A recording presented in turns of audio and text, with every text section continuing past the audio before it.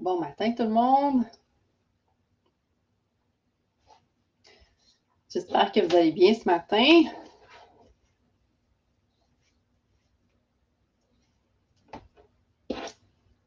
Donc, le webinaire va commencer dans quelques minutes. Je vous invite à aller vous chercher un breuvage, un verre d'eau, un café, un thé, quelque chose pour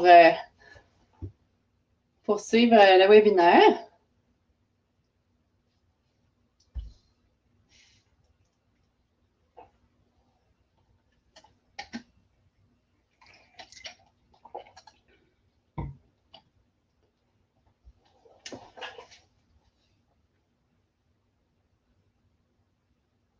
Gênez-vous pas pour dire bonjour dans la boîte de discussion, nous dire d'où est-ce que vous venez ce matin.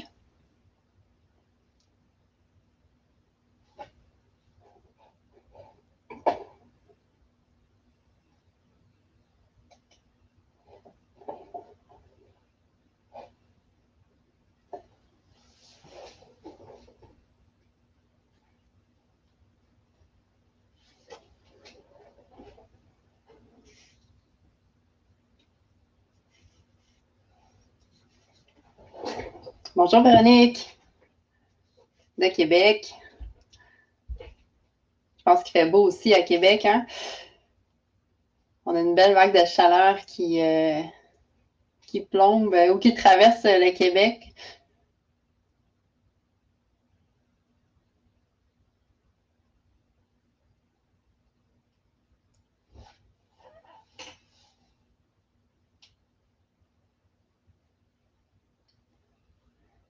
J'espère que vous avez des moyens de rester au frais ou de vous rafraîchir un peu du moins.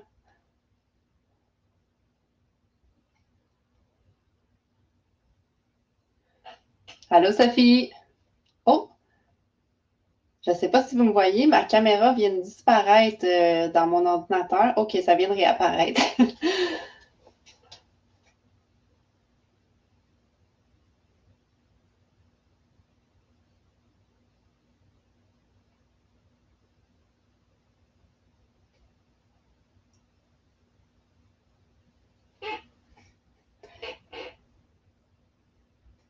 J'espère que ça va bien. Je ne sais pas s'il y a de la fébrilité dans l'air dans vos foyers autour. Nous ici, c'est la dernière journée d'école aujourd'hui, même si l'école est à distance, puis les enfants sont surexcités. Alors, c'est un beau début c'est une belle façon de commencer l'été, une belle journée comme ça aujourd'hui.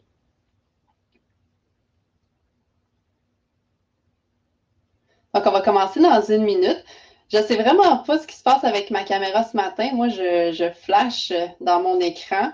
J'apparais et je disparais. Donc, je pense que je vais la couper bientôt pour être sûre que. J'espère que ce n'est pas ma connexion. Est-ce que vous m'entendez bien ou est-ce que ça coupe comme ma caméra coupe?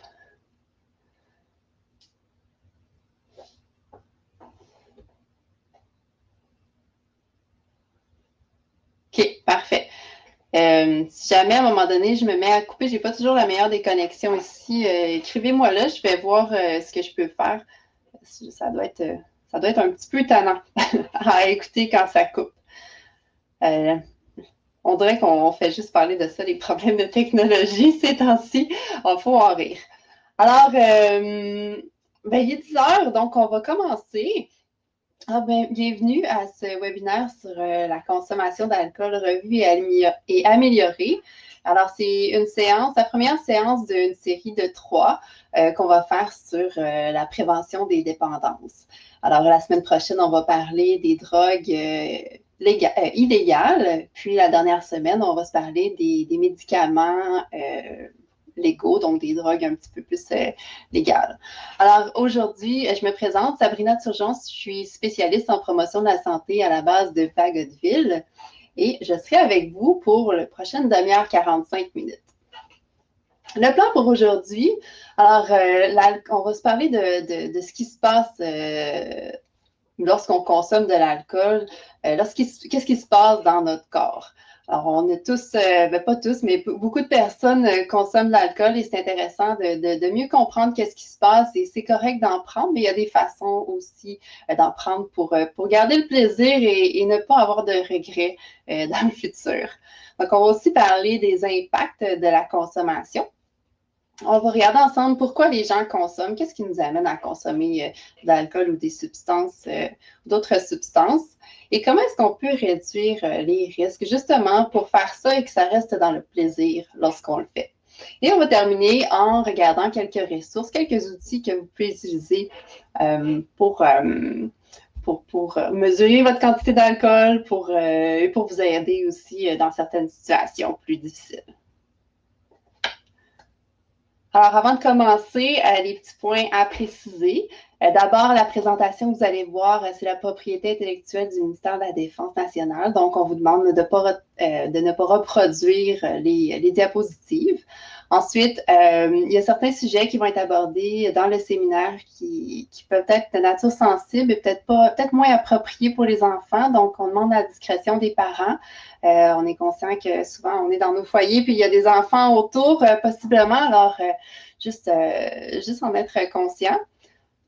Ensuite, dans le webinaire, veuillez comprendre que les histoires des gens sont les leurs et ce qui est partagé devrait rester ici entre nous.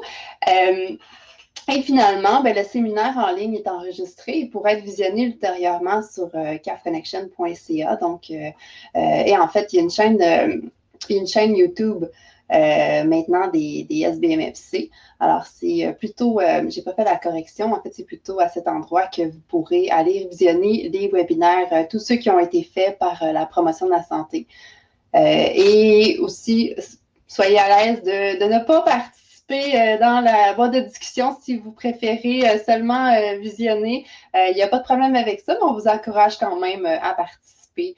C'est toujours intéressant pour nous d'avoir une interaction avec les participants. Donc, première question ici, avant de commencer, on aimerait savoir quel est votre lien avec la communauté des Forces armées canadiennes. Alors, êtes-vous un membre actif? Êtes-vous vétéran? Êtes-vous un membre de la famille, personnel civil ou autre? Alors, je vous invite à cliquer sur la réponse la plus appropriée pour vous. En passant, les questions qu'on vous pose comme ça ne sont pas partagées, pas qu'elles ne sont pas partagées, mais on ne peut pas savoir, c'est anonyme, donc on ne sait pas qui a répondu quoi. Donc, soyez très, très à l'aise de répondre honnêtement. On ne va pas pointer personne du doigt ici.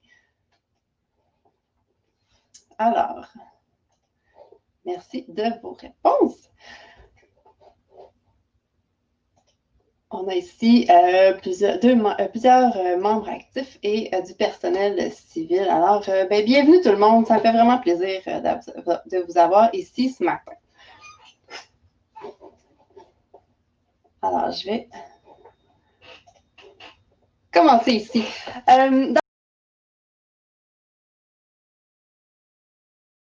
Finir de quoi on parle. Alors, c'est une substance psychoactive qui veut dire que c'est une substance qui va changer notre état naturel, si on veut, par rapport à lorsqu'on est à jeun.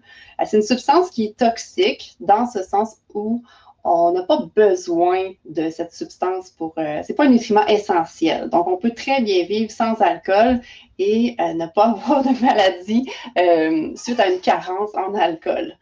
Et ça fait également partie de la catégorie des dépresseurs du système nerveux central. Donc, même si des fois on a une petite euphorie lorsqu'on consomme de l'alcool au départ, éventuellement, avec une certaine quantité, ça va être un dépresseur. Maintenant, qu'est-ce qui se passe lorsqu'on prend une gorgée d'alcool ou lorsqu'on consomme de l'alcool? D'abord, on va prendre la gorgée, ça va descendre dans notre tube digestif et au niveau de l'estomac, eh bien, il y a 20% de l'alcool qui va passer directement dans le sang par l'estomac. Ensuite de ça, l'alcool va continuer son chemin jusqu'à l'intestin grêle. Et dans l'intestin, c'est là que 80% de l'alcool va être absorbé pour se diriger dans le système sanguin. Par la suite, c'est le foie, cet organe qui va métaboliser l'alcool et un petit peu plus que 90% d'alcool va être éliminé par le foie. Donc, c'est un organe qui est super important et le foie a quand même une limite. Donc, une capacité de métabolisation de l'alcool de 15 mg par 100 ml de sang par heure. Maintenant, qu'est-ce qui arrive quand on consomme plus que ça, plus vite que ça? Eh bien, c'est là que notre alcoolémie, donc notre taux d'alcool dans le sang, va augmenter. Donc, quand le foie ne fournit pas à éliminer, on voit, quand on parle de l'alcoolémie, on voit le taux qui va monter. Et qu'est-ce qui arrive, lorsque notre alcoolémie augmente? Eh bien, l'alcool va affecter le cerveau et il va y avoir différents impacts. Ça prend à peu près 15 à 30 minutes à jeun avant que l'alcool se rende au cerveau. Et lorsqu'on consomme des aliments, on parle de 45 à 60 minutes.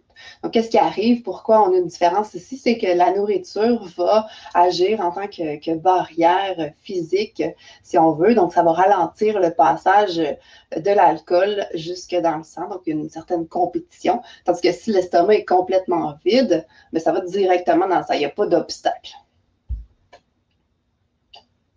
Maintenant, une fois qu'on arrive dans le cerveau, quelles sont les zones qui vont être affectées en premier?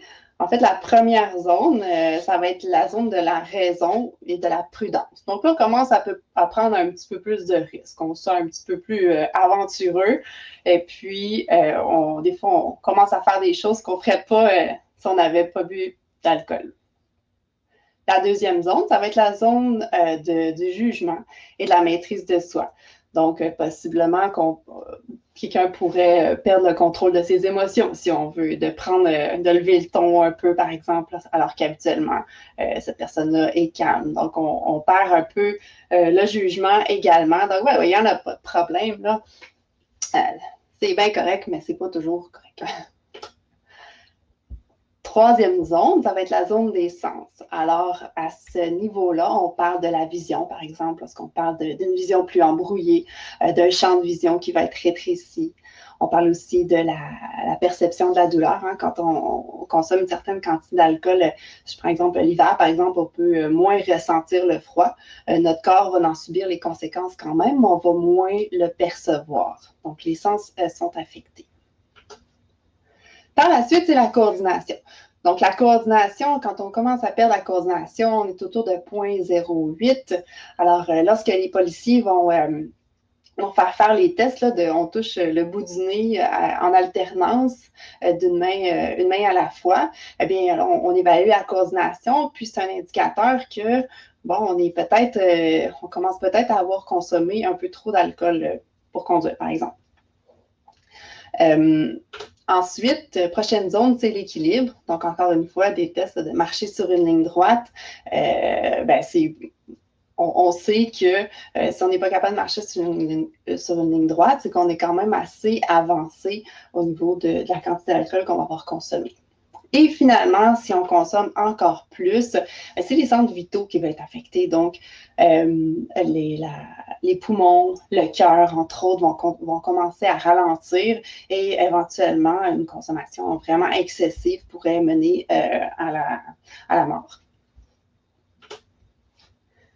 Ici, je voulais vous présenter un petit tableau. Je n'irai pas en détail, je ne ferai pas le tour complet, mais je voulais apporter votre attention aux deux premières zones en haut. Alors, ici, on voit le 50, mais on parle du taux d'alcool de 0,05. Donc, c'est une unité qui est différente ici. Mais lorsqu'on est à 0,05, on parle d'une légère ivresse et une diminution des réflexes. Alors, si on regarde au niveau du temps de réaction, quand on est à 0,05, notre temps de réaction passe de 1 seconde à 1,5 secondes. Donc, ça commence à ralentir la vitesse de réaction. Et si on transpose ça en termes de conduite, on voit ici qu'un véhicule qui roule à 90 km/h parcourt 25 mètres en 1 seconde. En 1,5 secondes, à 90 km/h, un véhicule va parcourir 37 mètres. Donc, il y a une différence de 12 mètres. Donc, imaginez-vous si le temps de réaction augmente de 0,5 secondes, ben, c'est un 12 mètres de distance qu'on peut parcourir en voiture.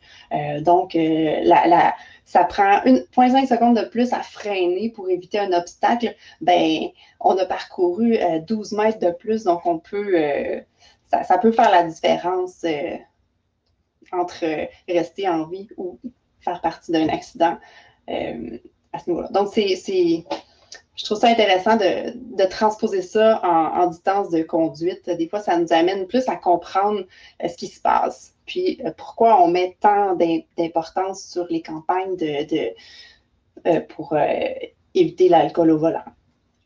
Lorsqu'on regarde à 0,08 ici, c'est la limite qui est légale, qui est permise au Québec.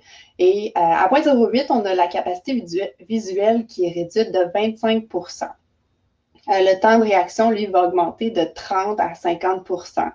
Les réflexes vont ralentir, puis la coordination et la motricité sont réduites. Et on a aussi une importante baisse de l'inhibition. Donc, à 0,08, là, on a les facultés qui sont plutôt affaiblies. Maintenant, je vous pose la question, vous pouvez répondre dans la boîte de discussion. Quel facteur, selon vous, influence la vitesse à laquelle l'alcoolémie augmente, puis le niveau qu'elle va atteindre?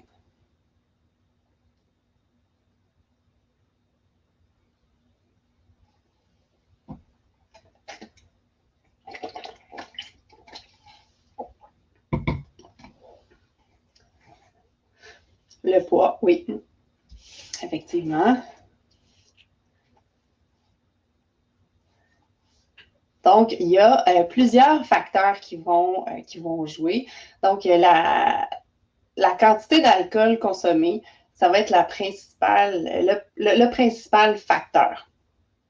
L'habitude, je vois le commentaire ici, l'habitude, en fait, ça va changer la perception qu'on a, mais le taux d'alcool, lui, ne changera pas nécessairement, ne changera pas. Donc, ça veut dire que je peux prendre 5 bières, par exemple, je suis habituée d'en prendre tout le temps, je vais me sentir plus en contrôle, mais ça, c'est la perception qu'on a. Donc, le taux d'alcool, lui, dans le sang, va quand même être au même niveau. Mais ça ne va pas changer la vitesse de métabolisation de l'alcool. La vitesse de consommation, effectivement, ça va changer le taux d'alcoolémie et la vitesse à laquelle ça va augmenter. La nourriture, comme je disais, ça agit en tant que barrière. Alors, ça va ralentir l'absorption d'alcool. Donc, le taux d'alcoolémie va monter moins rapidement. Le genre, les hommes, les femmes. Donc, les hommes ont une capacité plus élevée à métaboliser l'alcool. Donc, ils métabolisent l'alcool plus rapidement que les femmes. Donc, ils sont souvent capables, dans le fond, d'en consommer un petit peu plus pour le même taux d'alcool, si on veut. C'est une différence qu'on remarque entre les hommes et les femmes. Ensuite, le rapport graisse-muscle. Donc, un pourcentage de gras plus élevé en fait, la graisse absorbe davantage l'alcool par rapport au muscle. Donc, lorsqu'on a un pourcentage de gras plus élevé, notre taux d'alcoolémie va augmenter plus rapidement. Ensuite, l'âge, la santé, la condition physique, ce sont des facteurs qui vont affecter l'alcoolémie. Et les médicaments ingérés également. Donc, il y a plusieurs médicaments qui peuvent interagir avec l'alcool. Donc, ça, c'est important de vérifier avec notre pharmacien. Lorsqu'on prend des médicaments, quels sont les impacts, quelles sont les interactions avec l'alcool, parce qu'on n'a pas toujours envie d'en voir les effets. Il y en a qui peuvent tomber endormis tout de suite. Il y en a que ça peut amplifier l'effet de l'alcool. Il y en a qui annulent avec certains médicaments. Si on consomme de l'alcool, le médicament n'agira pas comme il se pose d'agir. Alors, c'est très, très important. La fatigue ici, ça va encore une fois pas nécessairement affecter le taux d'alcool, mais ça va définitivement affecter notre état. Maintenant, les différents impacts de la consommation d'alcool. On pourrait en parler pendant une journée de tous les impacts, mais j'ai essayé un peu d'aller chercher quelques facteurs intéressants. Si on regarde au niveau de la santé, alors, je ne sais pas si vous voyez bien ici, vous ne voyez peut-être pas les mots, mais en gros, la consommation d'alcool à court terme et à long terme peut avoir des impacts sur la santé à différents niveaux.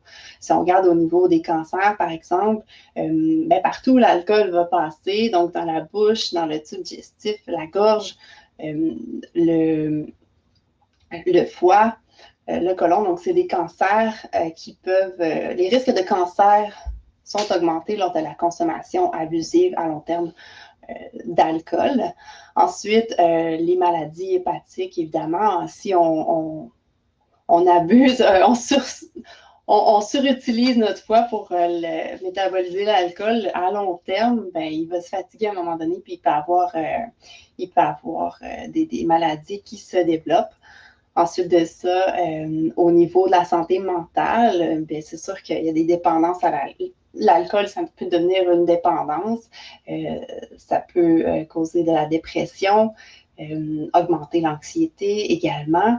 Alors, ce sont des impacts qui sont non négligeables à ce niveau-là. Et finalement, ben, chez la femme, lorsque on voit ici grossesse non désirée, ben, lorsqu'on consomme de l'alcool puis qu'on fait des choix, en fait, on perd notre jugement et notre la maîtrise de soi. Ben, c'est possible qu'il y ait des relations non protégées, que ça résulte dans une grossesse non désirée. Il peut y avoir des fausses couches s'il y a de consommation d'alcool et qu'on est enceinte. Et il peut y avoir des impacts là, définitivement au niveau du fœtus et de l'enfant, éventuellement, s'il y a de la consommation d'alcool lors de la grossesse. Si on se tourne un petit peu vers la conduite automobile maintenant. Alors, une petite statistique ici, ça date un petit peu de 2009, mais je pense que c'est quand même... ça parle quand même. Alors, de tous les accidents mortels qui ont eu lieu au Canada en 2009, il y a 37,9% qui sont liés à l'alcool.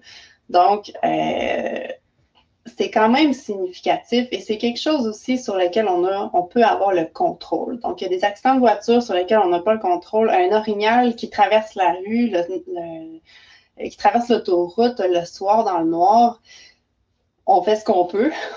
C'est pas prévisible. Mais la consommation d'alcool, c'est un facteur sur lequel on a le contrôle. Alors, il n'y a pas de bonne raison de prendre de risques à ce niveau-là. Pourquoi l'alcool affecte la conduite? Bien, on en a parlé un petit peu plus tôt, mais ça réduit entre autres le champ visuel. On est plus sensible à l'éblouissement, donc on croise une voiture dans le noir, les phares peuvent nous éblouir davantage, donc ça perturbe la vision. On a l'appréciation des distances et des largeurs qui est modifiée. On a les réflexes qui sont diminués. On pense aussi... Enfin, la consommation d'alcool va provoquer une surestimation de ses capacités. Donc, on pense qu'on est meilleur qu'on est finalement.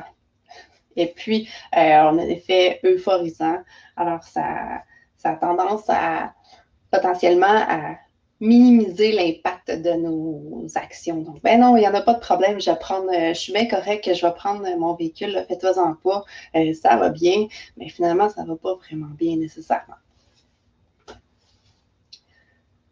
L'alcool et la violence, eh bien, au Canada, il y a 39% des personnes trouvées coupables d'un crime violent qui avaient bu peu avant de commettre le crime. Donc, la consommation d'alcool peut être un élément déclencheur de la fibre un petit peu plus violente chez des personnes qui sont potentiellement à risque d'avoir ces comportements-là.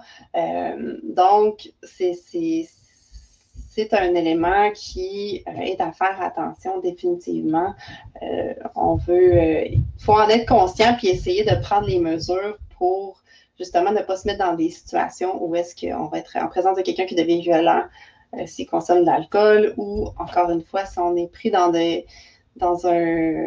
une relation qui est un peu, qui est malsaine, si on veut, ou est-ce qu'il y a de la violence, eh bien, c'est d'essayer de trouver d'aller chercher les ressources, même si c'est très difficile des fois de se sortir de ça.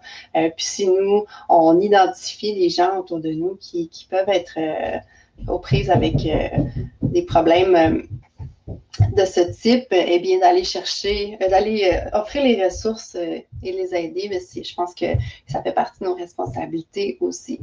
Donc, s'il y a une autre statistique, là, dans près de 65% des disputes conjugales avec violence, l'agresseur était intoxiqué.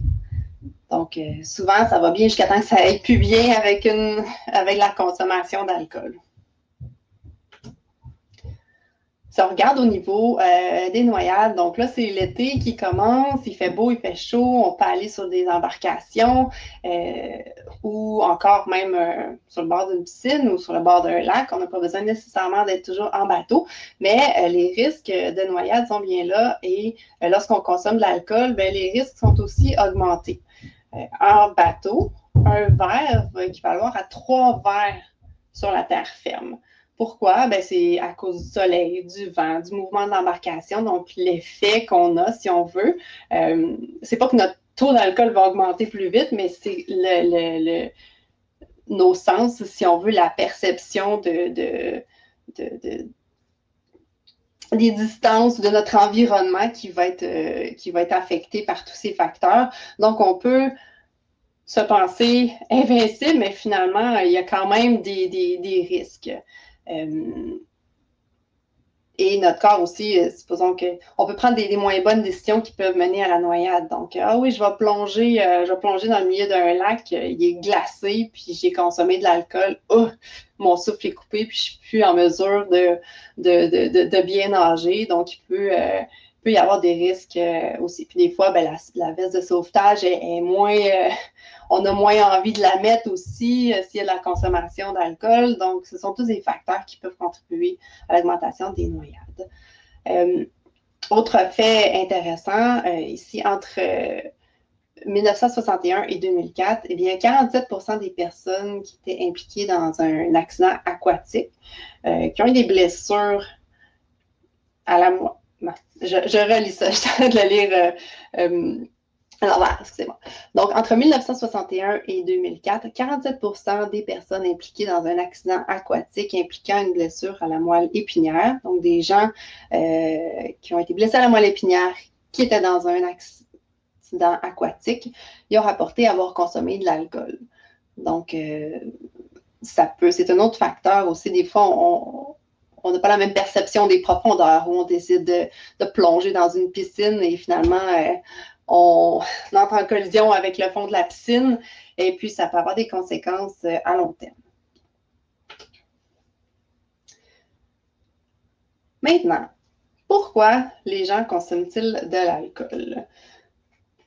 Pourquoi, selon vous, vous pouvez répondre encore une fois dans la boîte de discussion, qu'est-ce qui fait que les gens consomment de l'alcool dans la vie en général?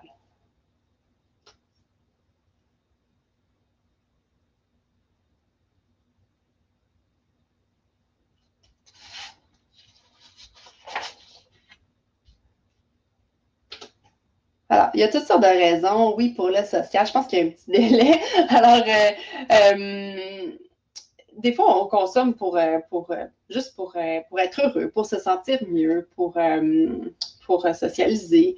Oui, c'est synonyme de congé, vacances. Donc, des fois, on l'associe aussi à la fin de la semaine. Hein. C'est vendredi, ma fin de semaine commence avec un bon verre de vin. On peut l'associer à un état de relaxation aussi. Parfois, ça peut être pour oublier.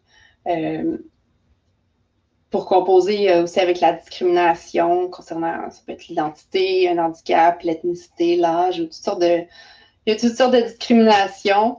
Ça peut être une pression sociale. On est en groupe, puis tout le monde a un verre, puis ça, ah ouais, t'en veux-tu un? Puis là, des fois, même, quelqu'un peut dire non plusieurs fois, puis à un moment donné, tu dis, OK, c'est assez, je suis tannée, je vais dire oui. Ça peut être pour être accepté, pour faire partie du groupe. Entre autres, lors ça arrive souvent, les étudiants aussi je ne veux pas cibler seulement les étudiants, mais en contexte étudiant, on fait partie de la gang, on est accepté si on prend un verre, puis sinon on se fait achaler. Donc, ça peut être un autre facteur. Il y a des gens qui vont prendre un verre pour mieux dormir. C'est un dépresseur, donc ça va les relaxer, puis ça va leur permettre de mieux dormir. Le sommeil ne sera pas nécessairement réparateur, par contre, mais certaines personnes vont choisir de consommer pour cette raison et pour être sociable également. C'est déjà été mentionné. Il y a des facteurs de risque qui sont liés à la consommation.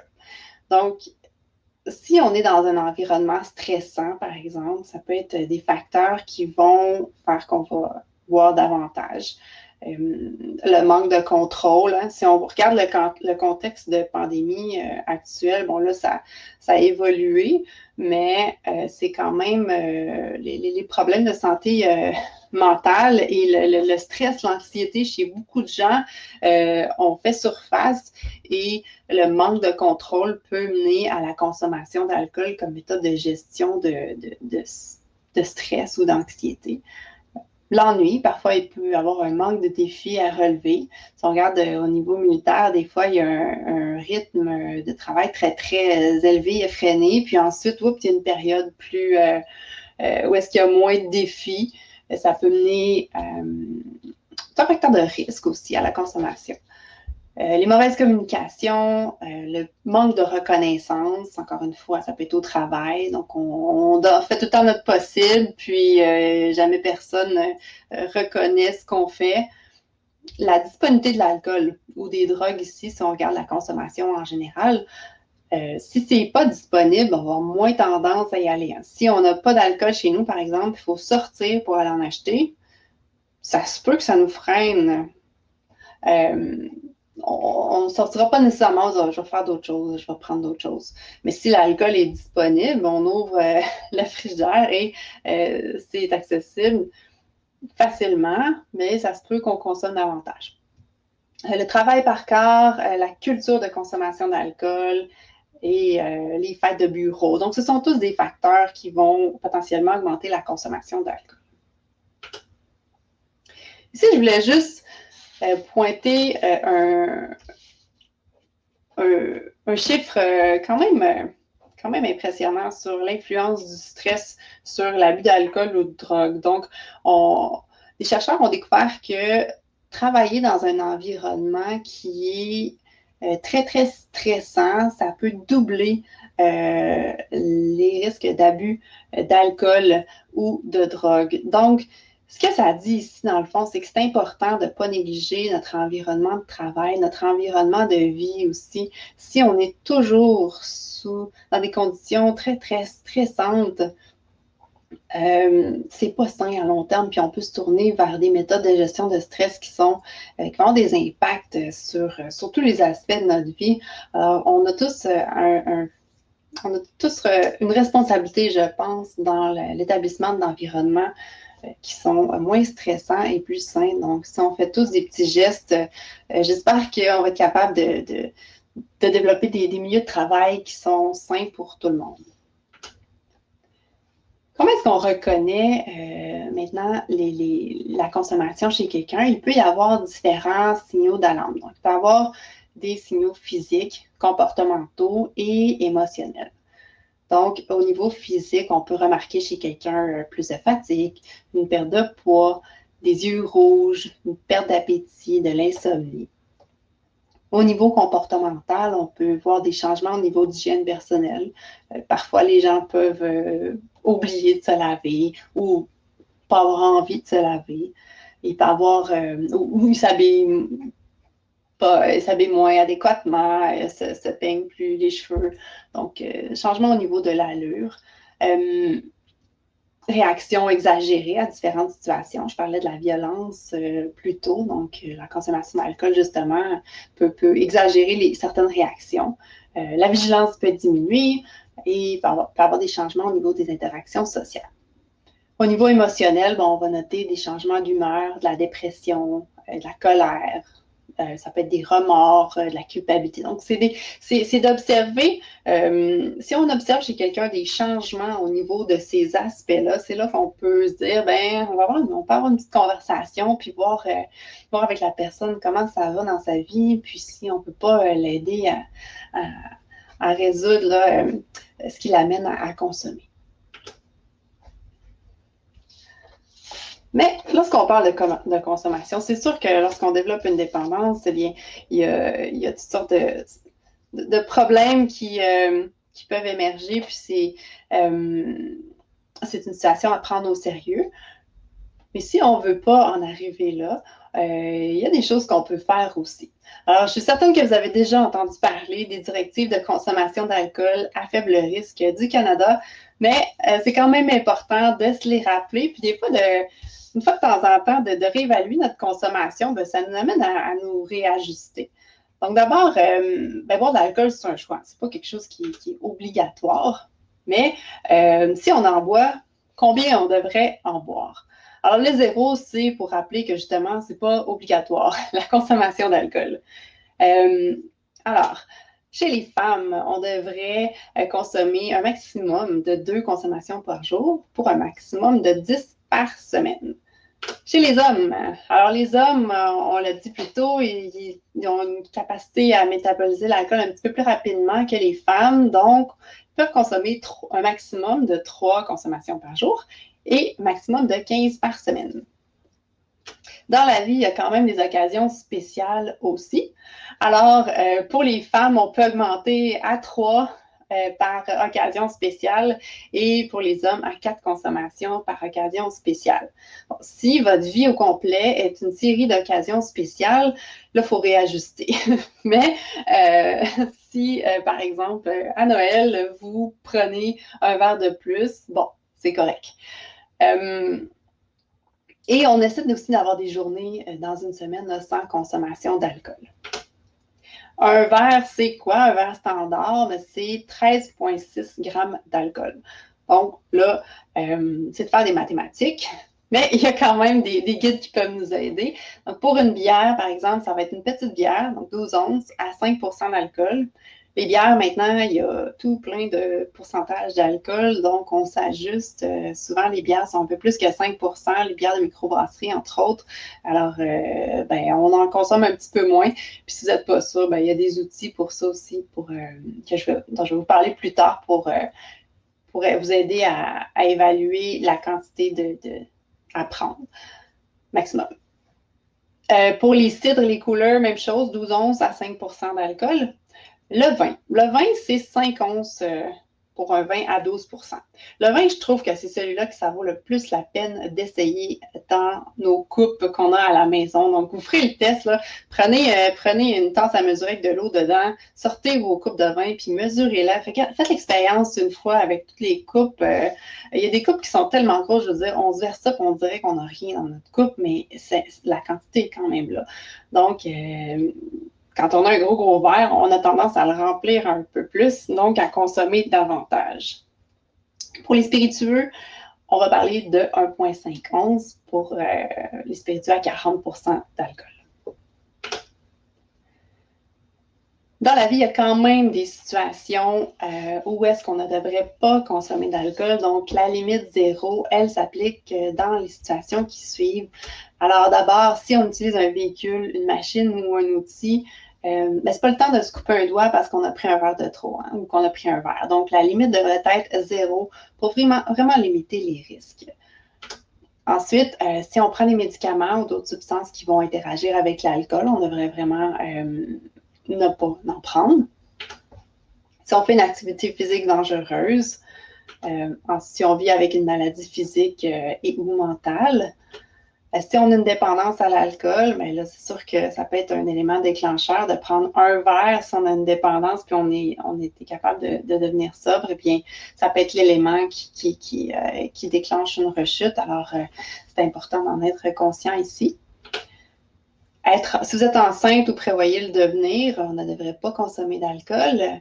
Si vous êtes responsable de la sécurité d'autres personnes, encore une fois, si vous surveillez vos enfants sur le bord de la piscine, par exemple, et puis que vous êtes en train de consommer beaucoup d'alcool, c'est peut-être pas le meilleur moment pour faire ça. Et si vous devez prendre des décisions importantes. Donc, ne demandez pas en mariage quelqu'un si vous venez de prendre 10 bières. C'est pas le moment de faire ça.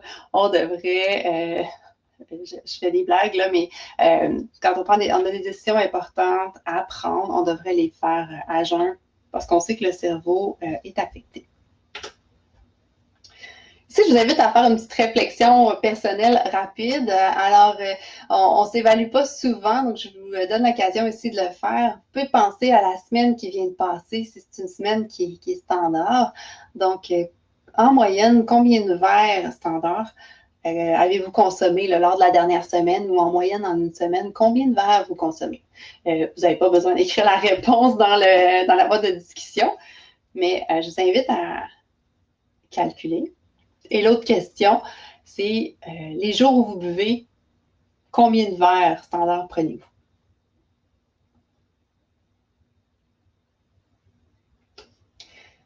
Je trouve que c'est intéressant de faire cet exercice-là une fois de temps en temps. Ça nous permet de voir un peu l'évolution de nos habitudes de consommation. Ce que je vous invite à faire, c'est les comparer aux directives dont on vient de discuter et de voir où vous vous situez par rapport à ça, si vous avez des ajustements à faire.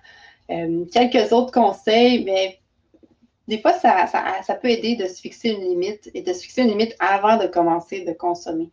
Donc, si on sait qu'après même après un verre, des fois, dans certaines situations, c'est comme c'est assez, on ne devrait pas prendre plus qu'un verre parce qu'après, on va moins bien se sentir, mais on essaie de se fixer une limite avant de commencer, puis de la respecter le plus possible. On peut essayer d'éviter les situations qui ont abouti à des consommations excessives d'alcool. On sait qu'à chaque fois qu'on voit telle gang d'amis, ça finit toujours en une surconsommation d'alcool, mais on peut peut-être les voir dans un autre contexte où on peut essayer de faire des modifications. C'est également important d'adapter sa consommation à sa limite, en fait, d'adapter la consommation à sa forme physique. Donc, si on est vraiment fatigué, ben, l'alcool va nous assommer un petit peu plus rapidement, nous affecter un peu plus rapidement. Ça, notamment, augmenter le taux d'alcool, on va être affecté plus rapidement. Alors, c'est important d'adapter notre consommation. Autre conseil, ben, boire lentement. Je pense que c'est des conseils qui sont logiques lorsqu'on les lit, lorsqu'on les entend, mais des fois, on n'est pas conscient, surtout en situation sociale. On jase, on a plein de distractions, on n'est pas centré sur notre verre d'alcool, puis parfois on boit beaucoup plus rapidement que ce qu'on voudrait faire. Alors, de se le rappeler, de manger aussi avant, pendant, d'alterner l'alcool et le sans-alcool. Puis pas l'eau serait le premier choix comme breuvage sans alcool, mais il y a aussi toutes sortes de breuvages, de boissons, de mocktails qui existent, qui sont vraiment intéressants. Vous pouvez aller voir le site alternalcool.com. C'est un site qui a été développé par Éducalcool, puis ils ont tout plein de bonnes recettes de mocktails. Donc, c'est le fun de s'amuser un peu avec des cocktails sans alcool. Ça met un peu de joie dans les boissons non alcoolisées. Aussi, mais essayez de ne pas vous tourner vers l'alcool pour la gestion des émotions, donc ne pas s'en servir comme automédication. Essayez même si c'est des fois plus difficile, c'est plus compromettant, si on veut, ça demande plus de travail de gérer nos problèmes sans alcool, mais on a le potentiel de les régler à long terme, par contre, et de se sentir beaucoup mieux. Donc, si on voit qu'on se tourne vers l'alcool pour gérer nos problèmes, des fois, on peut se dire, OK, je vais essayer de trouver une autre façon de faire. Et si vous êtes un gros buveur, bien, essayez peut-être de commencer à réduire la consommation, surtout dans un contexte où est-ce que il y a de pandémie, où est-ce qu'il y a un virus qui se transmet rapidement, qui court, parce que l'abus régulier d'alcool, ça affaiblit le système immunitaire, donc on est moins équipé pour faire face à ces virus. Alors, on essaie de mettre toutes les chances de notre côté. Quelques outils en terminant. Donc, je vous parlais d'Éduc-Alcool. Ils ont un site très intéressant avec le calculator, donc le calculateur d'alcool. Ici, vous pouvez planifier votre soirée ou juste prendre une soirée typique puis regarder là, selon votre poids, votre sexe, votre âge, ce que vous allez manger, ce que vous allez boire, à quelle heure vous allez faire tout ça. Ça évalue votre taux d'alcool. C'est sûr que c'est pas aussi précis qu'un éthylomètre, mais c'est quand même un bon indicateur. Ça peut aider à planifier notre soirée ou notre journée. Alternalcool.com, c'est ce que je vous parlais. Le tableau de bord, c'est un outil qui vous permet d'évaluer votre alcool, votre consommation plutôt à plus long terme. Donc, vous avez un peu un tableau de bord que vous remplissez lorsque vous consommez et puis après ça, vous pouvez regarder là, en moyenne à quoi ressemble votre consommation ou vos habitudes.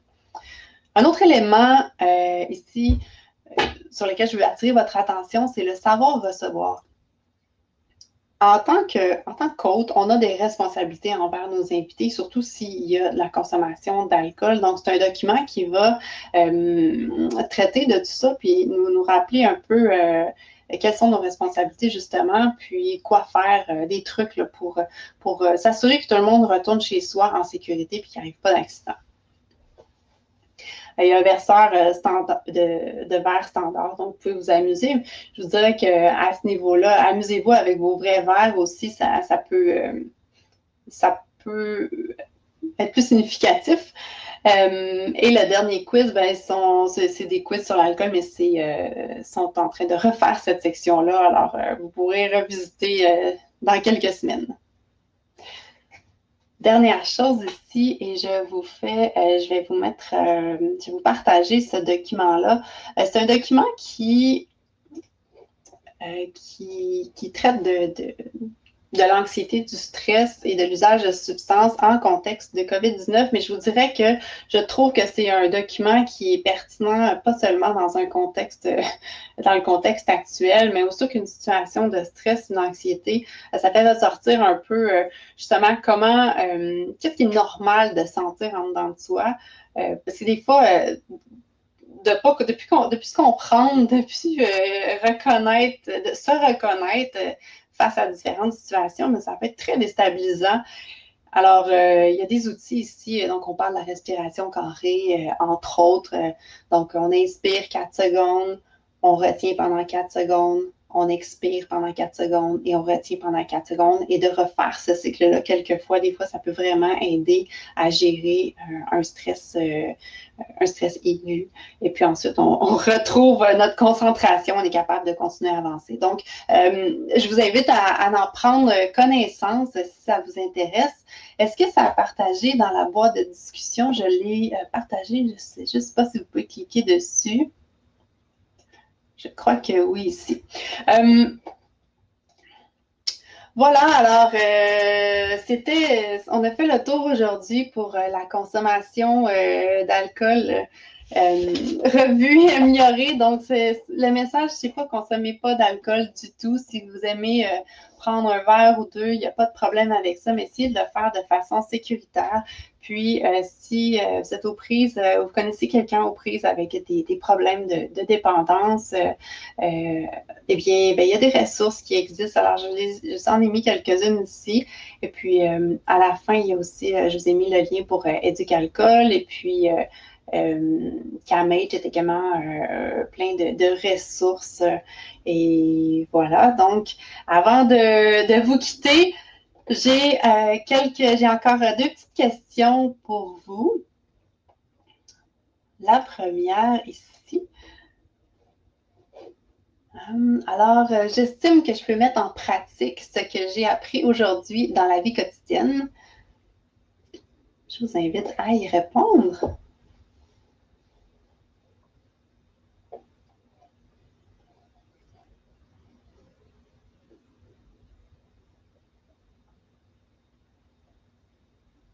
Et soyez très, très honnête. C'est avec les commentaires qu'on peut s'améliorer et mieux répondre aux besoins de tout le monde aussi. Parfait. Et la deuxième question, c'est votre niveau de satisfaction par rapport à la plateforme Demio. Alors, quel est votre niveau de satisfaction par rapport à cette plateforme?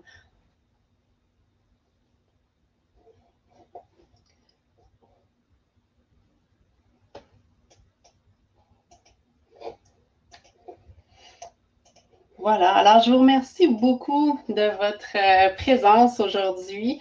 J'espère que vous avez apprécié.